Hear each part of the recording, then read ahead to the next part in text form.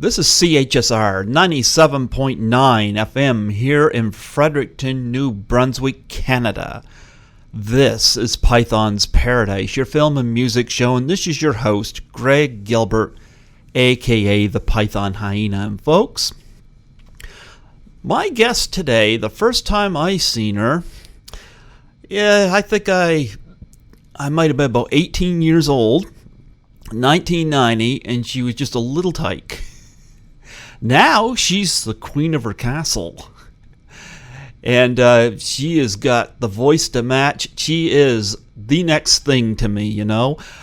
I have on the show with me today the absolutely beautiful, stunning, and gorgeous Diana Rein. How do you do, Diana?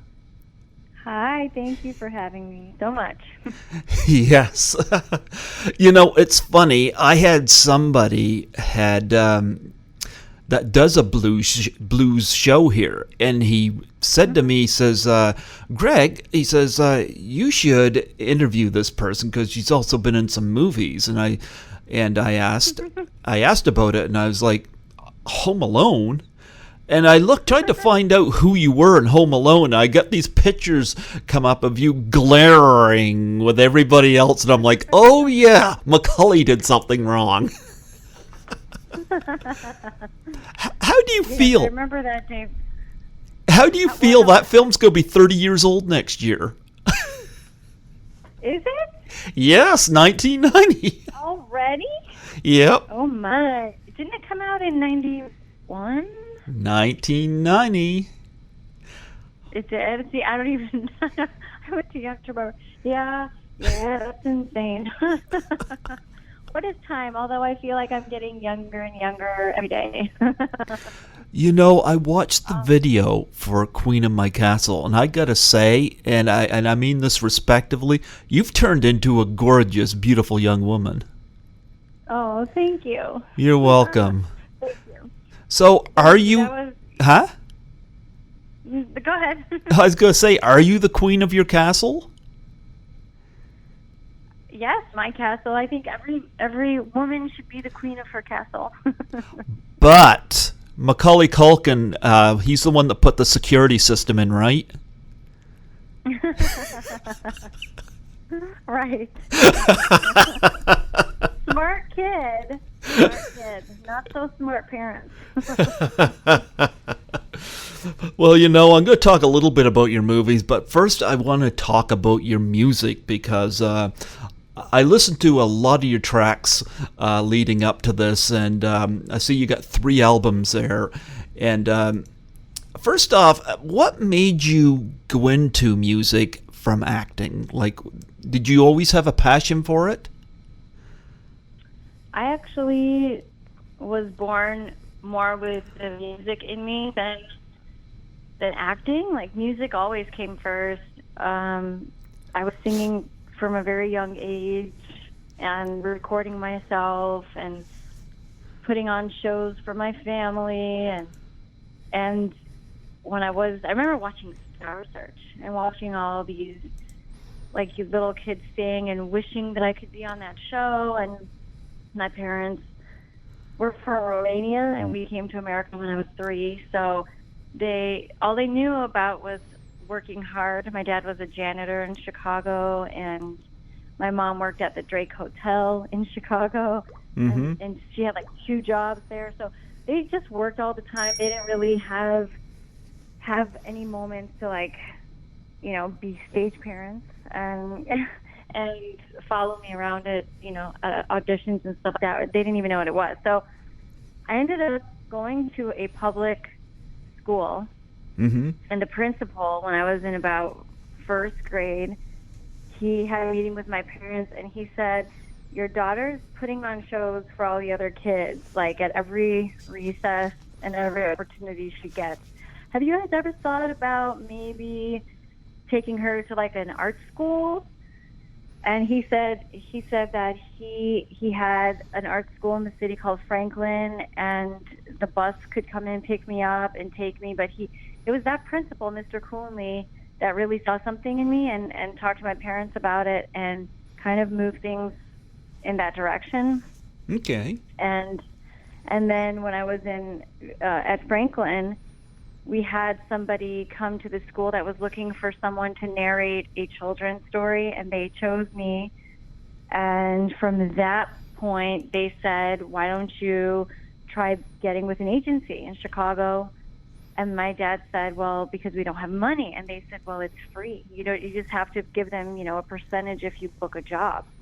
Okay. So then we did that route, and one of the first auditions I had was for Home Alone. And that was a long process of auditions and callbacks. There might have been like 4 or 5 over the span of months. So I didn't think I got it. And then one day I heard on the intercom at school that I got the part. So that's how I found out, which is pretty movie-like in itself.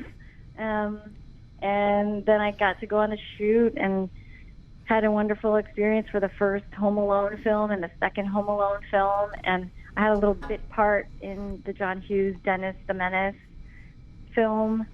So it was a really cool time in my life. But music was always there from the start. Did you meet John Hughes? There was an office that they set up for the movie, for the production, and I would see him once in a while. I don't remember shaking his hand or anything or talking to him because I was just so little. But we would have to go to school during our set days as well for 3 hours a day. So whenever we weren't on set, we were in a trailer getting tutored. Okay. Yeah, Home Alone, 30 years old. Do you ever run down your hallway and put your hands up by your face and scream? I'm sure I've looked in the mirror and done that a couple times. My son is actually almost 7, and I introduced him to the films a couple years ago. And he's got blondish hair and blue eyes, and he identifies with Macaulay. Yeah, you know what I find fascinating with Home Alone is that, and I don't want to get off topic here, but I hear a lot of attacks on violent movies, and I hear this all the time. You get this right-wing sector out there that wants to dumb down movies so that only kids can watch them, There's not such thing as an adult film out there. What's funny is I saw a film out there not too long ago called Better Watch Out, which was a Christmas horror film, and there's a scene in it where the villain is a kid, but he has his babysitter and her boyfriend tied to chairs, and he's got the boyfriend blindfolded, and he does the paint can bit that was done in Home Alone. And it comes down and smashes the guy right in the head, and it kills him. And what? Yeah. Oh, it was pretty violent. And what kind of got me is you hear people controversy over natural-born killers or Goodfellas, but nobody says anything about Home Alone. And I thought about that when I saw that scene in Better Watch Out, because Home Alone, I like the movie, don't get me wrong, but boy, there's some questionable stuff in there. But I guess the fact that nobody dies and it's more slapstick, physical comedy is maybe why. But yeah, I think the fact that nobody dies because of it is probably a reason why no one has said anything about that. I remember... It's just silly ways to hurt someone. And they're bad guys, they're burglars, and the kid's innocent. So I don't know, there's a lot of nuance there. Well, I remember watching Home Alone 2 at home years and years ago. And my father was reading the paper at the time, and there was a scene where Macaulay was throwing the bricks down, and of course Daniel Stern gets hit twice in the head with it. My dad just kind of winced and said, that would kill somebody in real life, and I never forgot that. Yeah. Exactly. There are places where you just kind of wince, but nonetheless... I like that first film, of course, and you were in and amongst all those kids. I love the homey environment in that opening scene with the pizza and whatnot. I thought it was very realistic. I think that a lot of that has to do with John Hughes writing it, because he's very, very good at that, making real characters. What do you remember about that?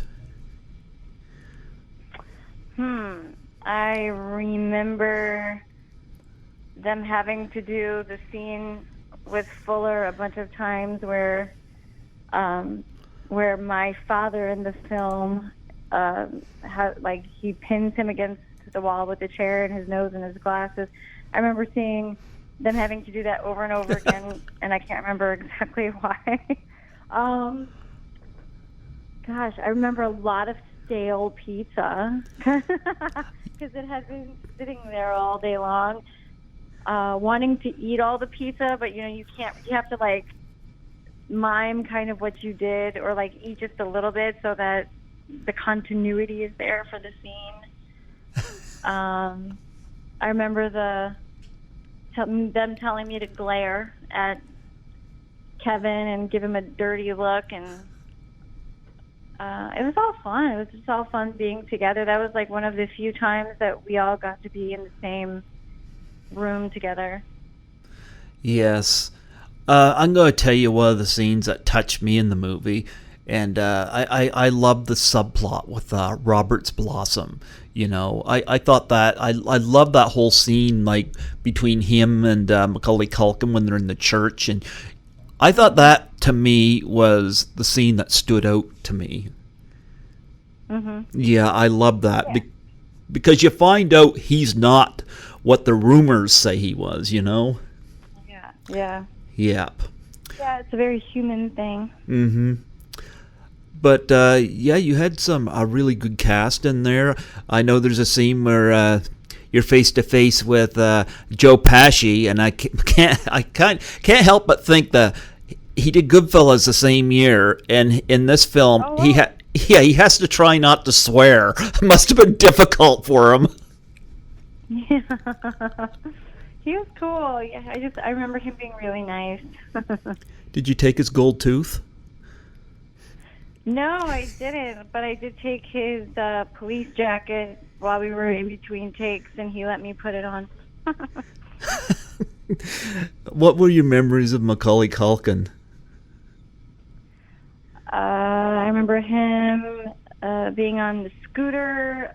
We were filming in a high school out in Illinois, and he was gifted a scooter, and he would just ride down the halls on the scooter. Yeah. I didn't get to. I wasn't there for. I was there for the family scenes. I wasn't there for his particular other scenes. Well, he was a big part of those family scenes. After all, he was the one you were glaring at. Right. And of course, we lost John Hurd and Catherine O'Hara. Love her as a comic, and I love that red hair. Yeah. Yep. But yeah, Home Alone has become a tradition for a lot of people, and wow, you didn't realize it was going to be 30 next year? No, I honestly have not really kept track. I think it was maybe for the 25th year, me and the cast were talking on Facebook about maybe like doing some kind of an event, but it that never came to pass. But at least we got together and we talked a little bit because it had been so long. You also did Dennis the Menace as well, and it's been a while since I've seen that, but I remember the scene that made me really laugh, and I still remember it to this day, where Dennis is messing with the false teeth of the Walter Matthau character, and the two front teeth fall out, and he replaces them with chiclets. And when Walter Matthau smiles for the picture, he looks like Bugs Bunny. Oh, yeah, I vaguely remember that, but yes. Do you have any memories of being in Dennis the Menace? I was a day player, which means I was only there for one day because all I had to do was answer a duck phone. So I just remember like being on the floor on my tummy answering this duck phone repeatedly. That's about it. Actually, it's funny. I don't know whether this was Facebook or where, but I saw this comment recently when I was doing some research on you. It showed the picture of you answering the phone. You were on your stomach. And you had put a comment that this picture was on a foot site or something. And you said, do they not realize I'm only 13 in this movie or something like that? And it is a little weird. Do you remember that? Yeah, I can't. That was a couple of years ago. It was pretty ridiculous. Yes, well, I thought so too. But you did your first album in 2007, and it's called The Back Room. Why The Back Room? Like why the title? Yeah. That's the name of the club that I first was exposed to the blues. It's a club in Chicago that's no longer, but it was on Rush Street called The Back Room.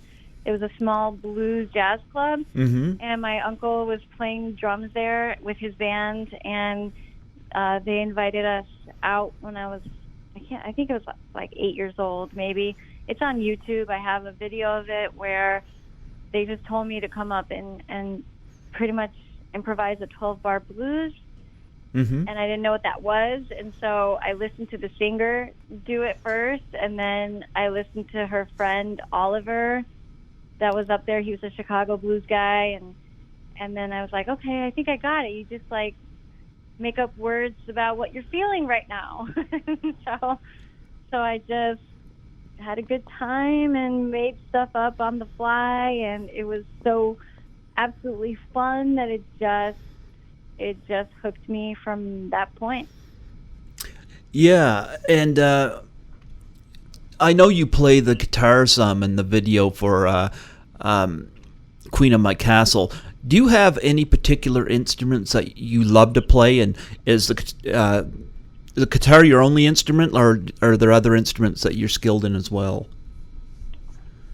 I started with piano, but I wouldn't say I'm skilled in it, but it taught me a lot about music theory, and it helped me understand kind of the lay of the land when it comes to music and harmonies and what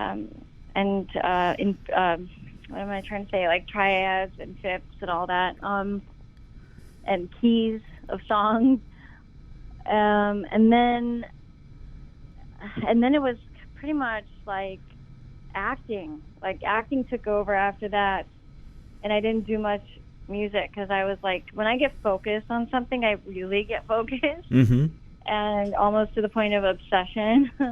And so I that's the case for me with acting, and it brought me out to California, and I ended up like right before I had my son, I produced and wrote a short film, and I was kind of on that track. And then after I had him and I wasn't doing anything at all for the first year of his life, I had done some music during that time too, because I did my album and everything. Yeah.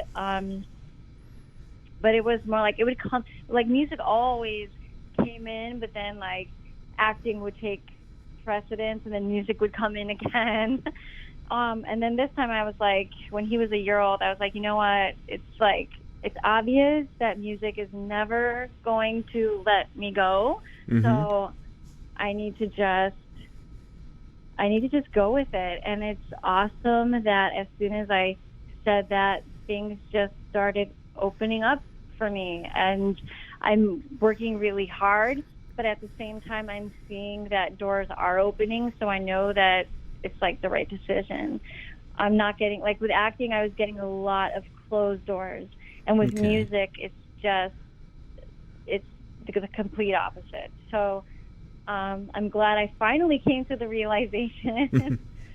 And my last album, Long Road, I think my son was a little over a year, and I wasn't going out because I was always with him. So I wasn't seeking out band members. I was just learning how to play guitar, and I decided to write my album and record it on my own, and I did play the bass on that. I programmed the drums with a program called Easy Drummer, where I would like plot out the beat that I was hearing in my head, and then it would give you samples of actual drummers playing in an actual studio with mic'd drums, with maybe like 50 samples of what you were maybe hearing, and then you like go through them and pick the one that you like. You can add beats to it, take out beats from it. It's like really cool.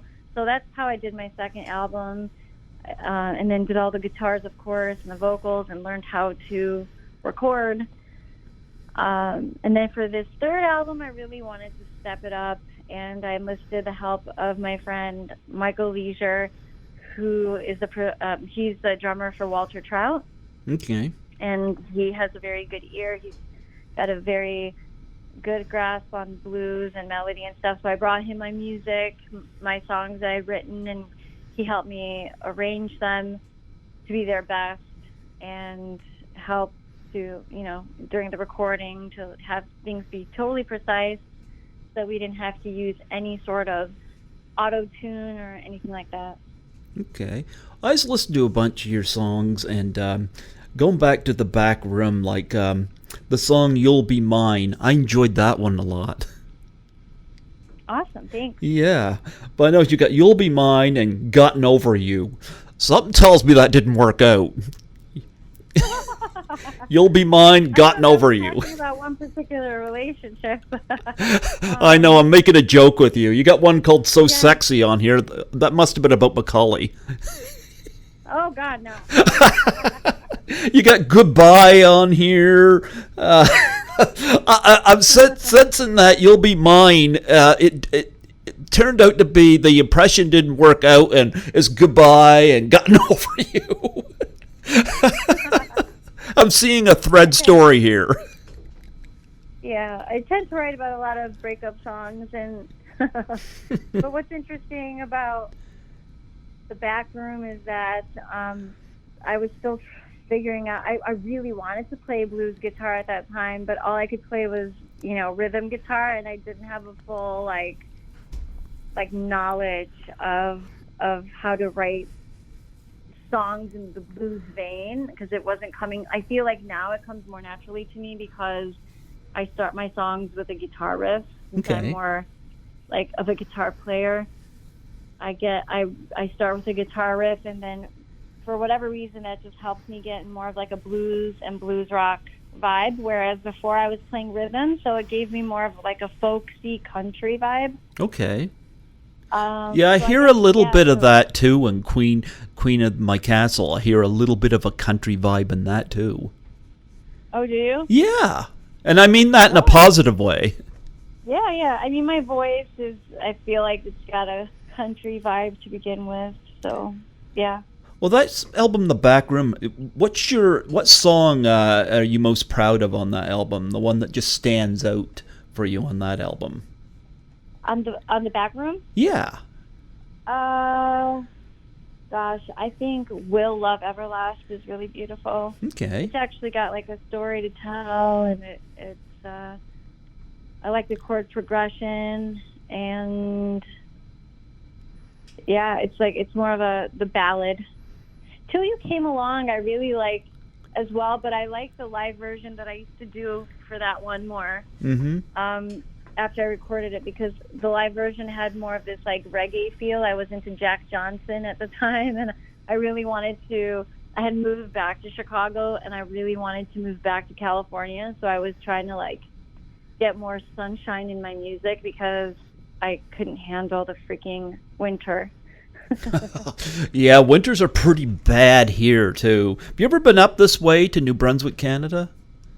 No, yeah. I have not. We've got beautiful weather here right now, but I'll tell you, in our winters can be pretty bad. Yeah. Yeah, but no, I'm kind of laughing as I see some of these song titles. You'll Be Mine, Goodbye, Till You Come Along, Will Love Everlast, Gotten Over You, Take It Over. It's like you went to the shrink after. Take it over. Take it back, yeah. But you get some great songs on that. And what a nice start out album for you, and then you did Long Road. Now that came out in 2016. Right. Now, why the break between the two albums, a 9-year break? Was it because of acting, or what was the process there?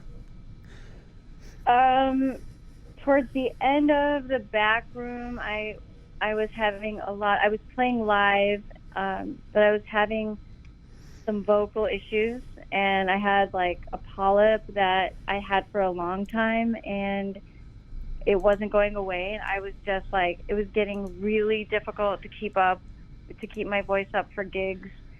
And I just got so frustrated. And then when I went to go and see about getting surgery, it was like $15,000. So I couldn't afford it. And I was like, you know what? I guess I'm just going to go back to acting then right now, because I can't do anything about it, and I can't go on like this. Mm-hmm. So that happened. I also, at the time, I was interning and then became a photographer at one of like the top headshot photography studios in Chicago. So I was taking pictures of, models and actresses and all that stuff. And it was really good money. It was really good money, but it was so draining, and it didn't last. Like, it lasted a couple of years, but then I was like, you know what, this is awesome for the money, but I feel like my soul is just dying. I need to be creating my music or acting or doing something. And then I got married, and then we moved back to California, and I was really like doing the acting thing again,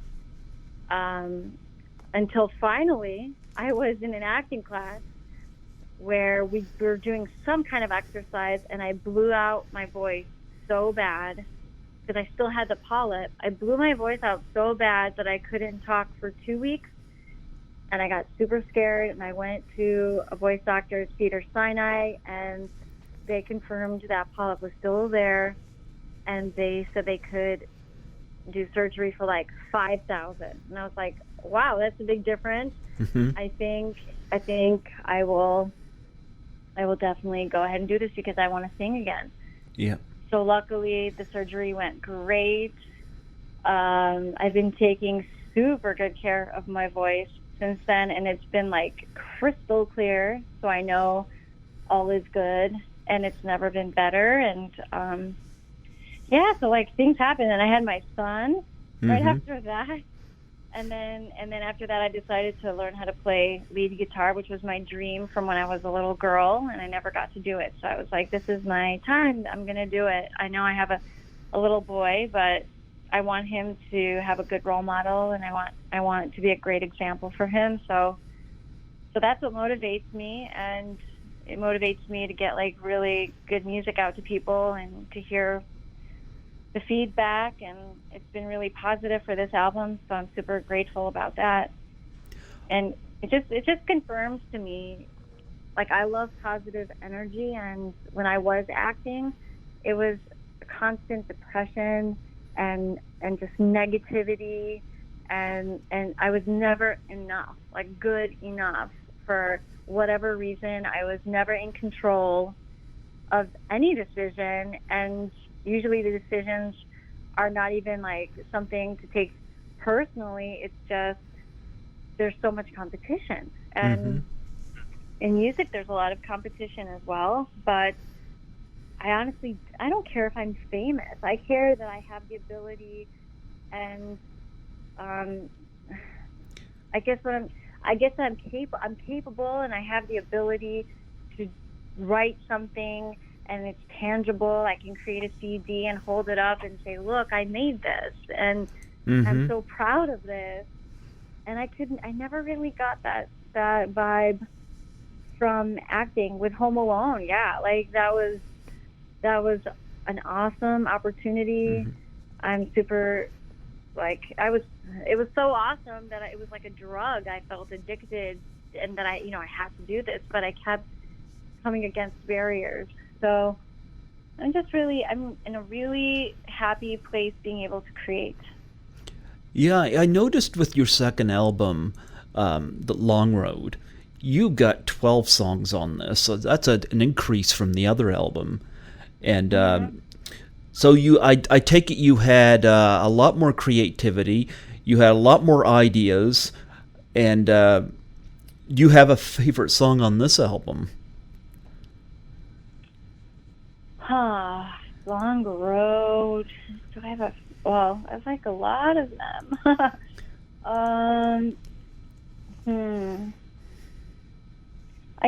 Oh gosh, I don't have a. Long Road is the first song that I wrote going back into writing, and I think that probably just says it all. It's like I had to come full circle and go through a ton of crap to figure out that this is where I always belonged, and I finally reached my destination, and it's where I was a long time ago, but I doubted it, and I didn't nurture it. But now I learned my lesson, and I'm never letting it go. So I'd have to say Long Road. Don't ever doubt yourself, I know, right? sat and listened to a lot of your music, and like I say, you got a blues sound, you got a country sound, and I say that with as a positive thing. You seem to have a lot of different style in your music, and I love the video for Queen of My Castle as well. You have blonde hair in that, but I'm looking at the album cover for Long Road, and your hair is black. You like to play with the hair colors, huh? And now my hair is red. So is it? Who knows what it'll be next? Oh wow, red hair. Now I like that. But I've never had red hair. I've always been either blonde or the black hair, but I've had black hair for a really long time, for like 15 years, and I was ready for a change. What's your natural hair color? Probably what it was in Home Alone. Okay. I hadn't dyed my hair like a mousy brown. Okay. All right. So you went from the Long Road, or Long Road as it's just called here, to Queen of My Castle. Now, I'm going to take a wild guess and say this is your proudest work, right? In different ways. I was like super proud of Long Road because I actually accomplished and finished that on my own. Yeah. But this one, I feel like this one's the breakthrough because it's more consistent with the blues genre, and it's like half like standard blues and half a little out of the box blues. Now you probably get this question a lot, but who's your biggest influences for your music style? Oh gosh, I don't sound any. Well, I do. People do compare my sound to him, or they hear his influence in my playing, and that would be Stevie Ray Vaughan. Okay. Because there's so many amazing guitar players, but he's the only one that I could listen to for hours and keep wanting to listen. I never get tired of his playing. I never get tired of his energy that surrounds his playing. It's just it comes from somewhere really deep, and he's so in it, and it's just a beautiful tone.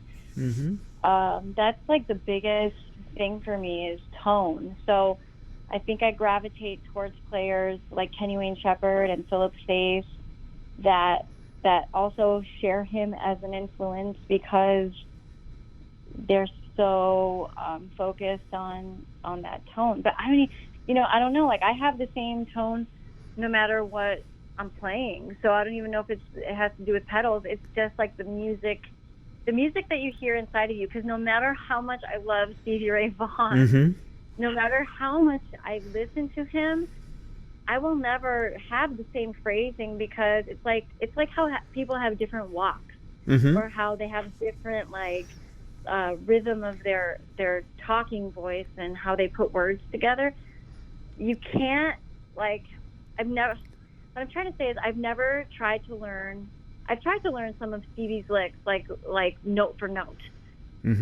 I might learn it and then if I go and try to play it again, it's like I'm hearing something completely different in my head. So I don't bother learning the licks. I just bother with watching people that I love on video and just getting an overall vibe. And And so that's why I think people say that I sound like him, or I sound like I was influenced by him, but I still have my own.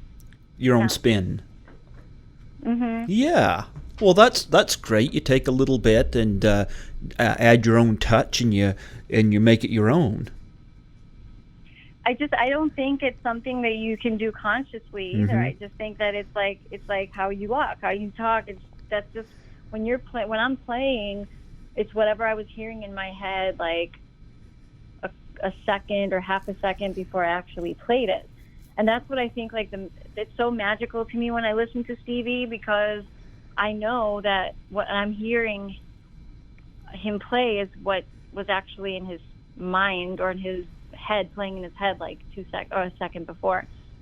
I just think there's something magical about that. Yeah. Do you you mentioned performing? What's your best experience performing? Like, is there a particular place you performed at that you just got the biggest rush? Like, you got a favorite memory? I'd have to say it was a weekend when I played the Cadillac Zack shows. The Cadillac Zack does blues shows in Long Beach and Tarzana, California, and I believe Pasadena on like every Saturday, Sunday, and Monday.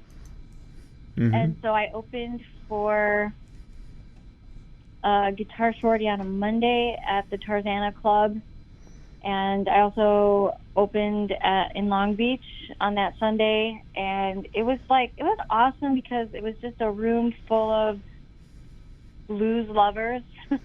And the reception I got, and how warm people were, and how they were just so supportive, and lots of awesome claps, and they liked the music, and I mean that's always really nice when you can perform and people resonate with it. Do you ever so far that was my favorite weekend of shows. Do you ever look out the crowd and see people give the Home Alone face? No. No, can you imagine? Now I just give people an idea. Right, not yet. But I guess as people learn more about me, who knows? Where's your dream spot to perform? Oh my gosh. Well, I'm performing in Romania, where I was born in Romania, in Bucharest, and there's a big blues festival in the town of Brezoi that's happening in mid-July. So I'll be playing there July 19th, and I'll be opening for Anna Popovic. Okay. And it's going to be really exciting. So I haven't played there. I haven't played in Romania since we left when I was 3. So that's going to be really special. Well, I want you to plug your webpage on here because I'm looking at your webpage right now.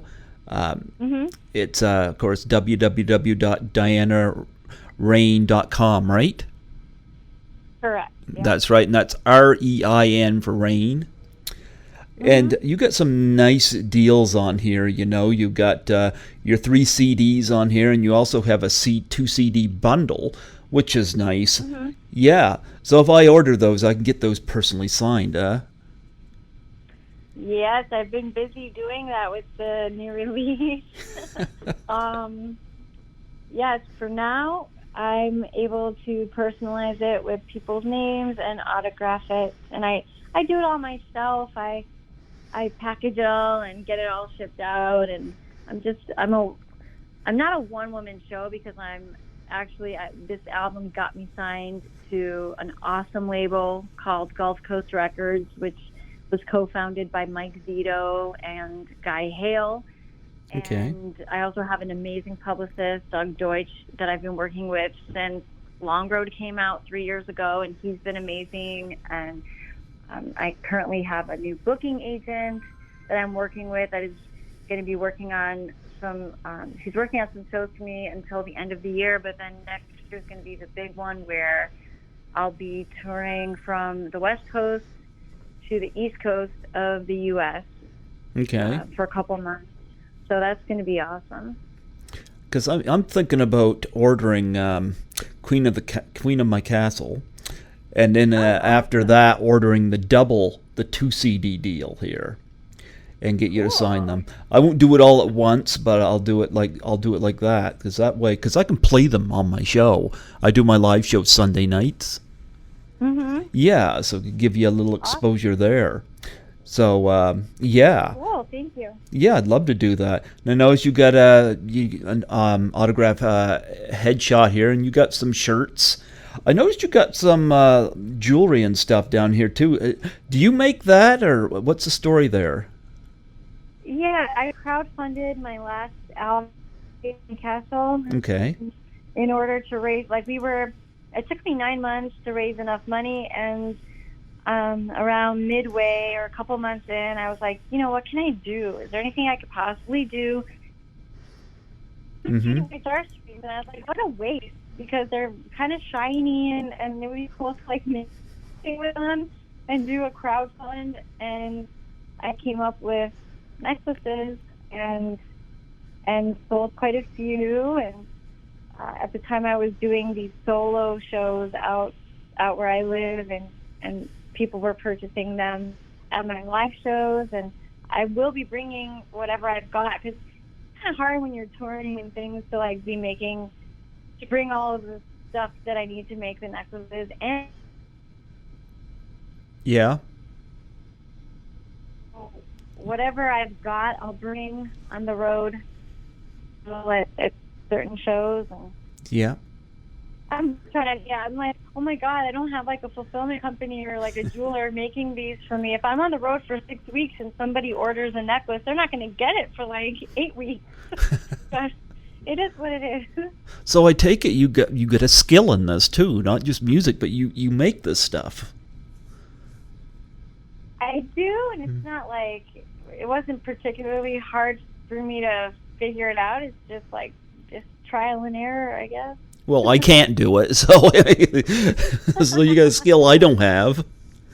It's really fun. It's really fun to pass the time sometimes. But my thing is I really want, since I'm a mom, and I also do a lot of the business side of my music, and there's a lot that goes into promoting an album. I really like to focus on guitar time, because if I don't practice, then that's not good.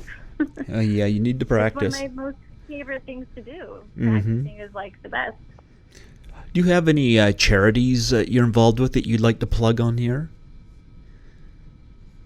I don't at this time. I am doing a Gulf Coast Records is doing a review in Las Vegas at the Las Vegas Blues Bender, and it's to benefit the Heart Fund. Okay. Is raising money for musicians who don't have health care and need certain, medical bills paid and things like that. So that's going to be good. But actually was talking to a more prominent guitarist, because I have Walter Trout. He donated some of his guitar strings during my crowdfund to help me raise money. And I also got guitar strings from another prominent guitarist that I didn't get to use, because we had raised enough money by the time that I received them, and they've just kind of been sitting there. And so I talked to them about maybe collaborating on a charity that we're both into, that I could make the necklaces for and raise funds for that. Okay, well, that sounds awesome. Yeah. So probably around winter time, but yeah. Okay. Always something to do and keep busy. Yes. So, are you go be doing a 4th album? Well, this one just came out, so I'll be working it for a while, and I hope to be able to do a 4th album with Gulf Coast for sure. Okay. Yeah, 3 albums, and do you still do any acting anymore? Because I noticed your IMDb, it's been a little scarce on there. Do you not? You don't do that so much anymore, do you? No, I'm not really interested, unless they wanted I know the music is like, it takes up so much of my time, and I absolutely love it. Mm-hmm. That, you know, it's way more gratifying than the acting ever was. So I don't blame you. I don't blame you. One of my favorite movies that deals with blues is The Blues Brothers. Have you seen that? Yeah. Yeah, that had some great blues music in it, and a real celebration of blues artists. Yes. Mm-hmm. Yeah. I mean, that's what I was going to say. Unless they wanted me to, like, play music or play one of my songs and have it featured on something, or just be like a rock star or something on some show, that'd be fine. But otherwise, I'm super happy with what I'm doing. Well, you know what? If you're happy with music and your music sounds fantastic, like I said, I was listening to it last night. I was on the computer doing some stuff, and I put the headphones in and I play some music. So I listened to a lot of your tracks last night. So that was very, very pleasant. Yep. So awesome. Yeah. So I like what I heard. Definitely watched the video for Queen of My Castle. I love that, and I love the fact, you know, the lyrics aren't real complicated, you know, and they get your message across. But I love the zest you bring to it, you know. Thank you. Yeah, I love that, and of course, you know, I love the top hat, or the wide brim hat you wear in the video. You have a nice style in it, the black, you know, and Thanks. Yeah. Thank you. Yeah. Is there anything else you want to promote on here today? No, if people just want to go to my website and check out the show. I'll be updating it frequently to see where I'm playing, and it's going to be mostly on the west coast of the U.S. for now. Mm-hmm. But I do have fans in Canada, so I hope to get out there too. You got to come down here to New Brunswick, Canada. Nobody ever comes here anymore. Yeah. You got to come down here. But yes, I urge people to go to www.dianarein.com, and that's Rein as R-E-I-N, just so people don't get it mixed up with the weather.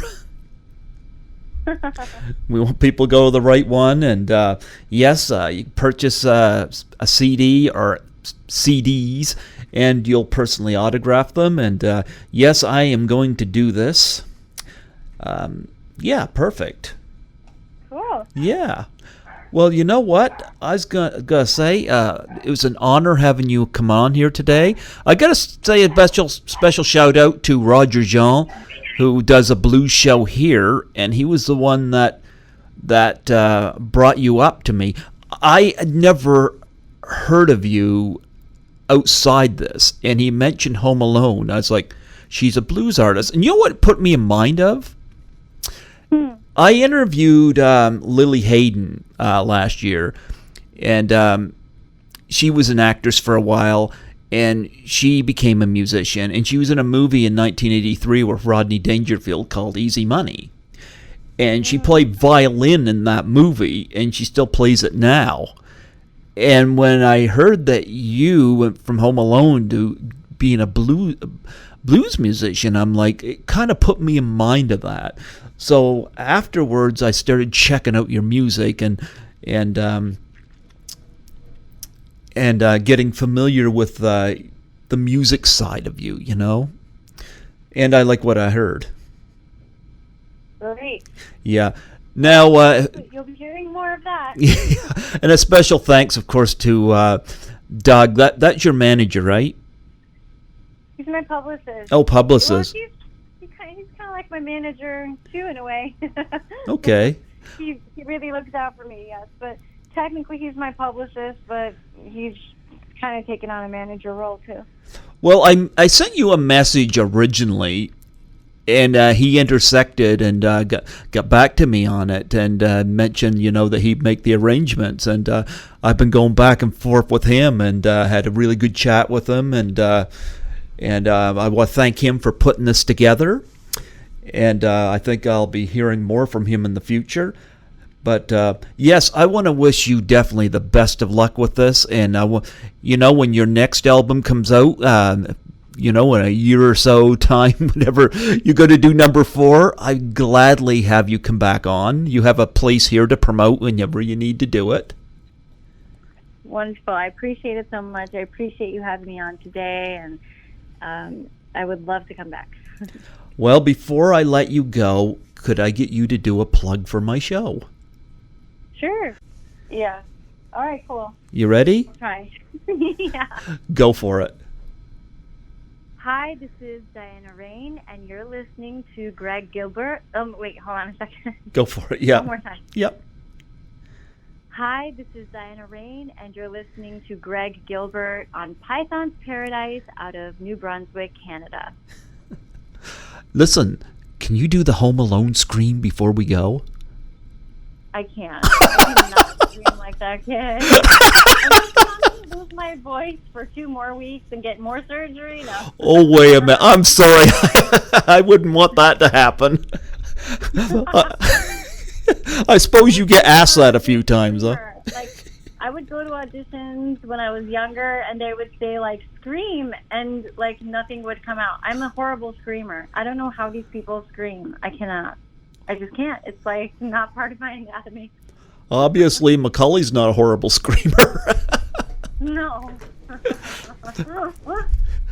Well, you know what? I thank you for coming on here, and again, like I said, your next album, you're welcome back on here. The door is open for you. You always get a place here to promote. Thank you so much. I appreciate it. God bless you, and you have yourself a fantastic day, and happy 4th of July to you. Yeah. Oh, thank you. Thank you so much. What a great... I'm glad you were able to do the interview. Well, you know what? We had our Canada Day, so... You had your Canada Day on July 1st. Yep, July 1st. So I was happy to spend 4th of July talking to you. You and your beautiful voice. Thank you so much. You enjoy that beautiful weather, and you have yourself a wonderful day. You too. Thank you. Bye-bye. Bye-bye.